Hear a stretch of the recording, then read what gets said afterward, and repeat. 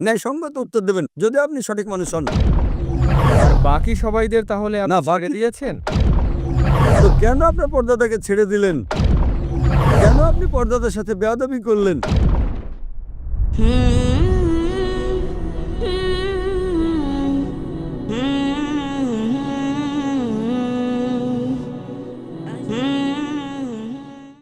আমার নাম আনন্দ মিশ্রা।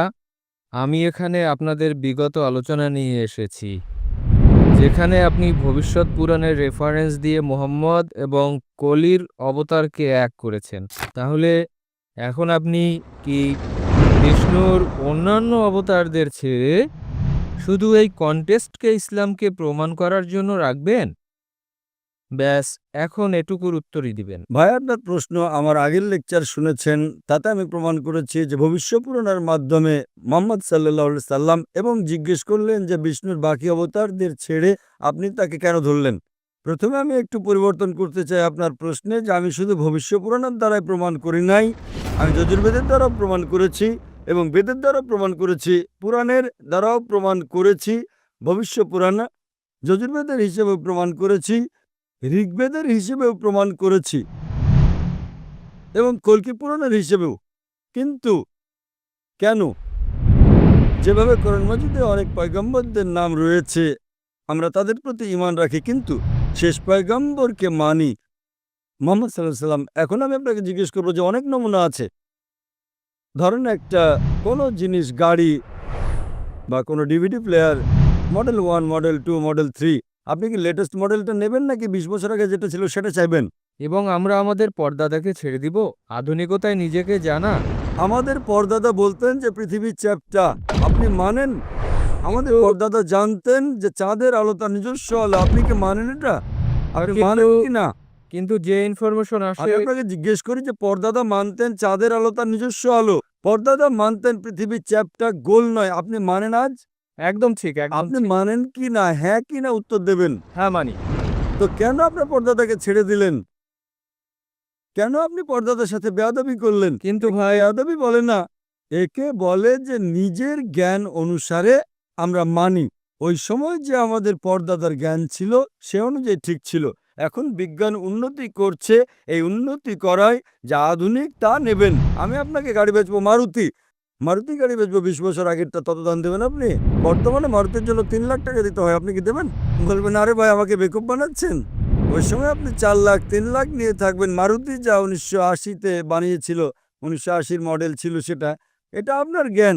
এইভাবেই আপনাদের বেদে লেখা আছে যে কল্কি অবতার, কল্কি পুরাণ অধ্যায় নম্বর 2, অনুচ্ছেদ নম্বর 5, 7, 9, 11, 15-তে লেখা আছে যে এই কল্কি অবতার, যার বাবার নাম হবে বিষ্ণু ইয়াস মানে আব্দুল্লাহ, মায়ের নাম হবে সুমতি মানে শান্তি অর্থাৎ আমেনা, সে জন্ম নেবে এক শহরে যা নিরাপত্তার শহর মানে মক্কা, সে জন্ম নেবে শহরের গোত্রপ্রধানের ঘরে কুরাইশ বংশে।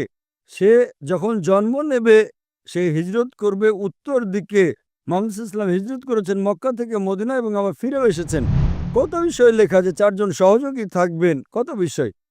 কল্কি পুরাণ শেষ অবতার, এইভাবে কোরআনেও লেখা আছে অনেক পয়গম্বর, কিন্তু শেষ পয়গম্বর মুহাম্মদ সাল্লাল্লাহু আলাইহি ওয়াসাল্লাম। তার মানে এই নয় যে আমরা ঈসা আলাইহিস সালামকে মানি না, মুসা আলাইহিস সালামকে মানি না, আদম আলাইহিস সালামকে মানি না।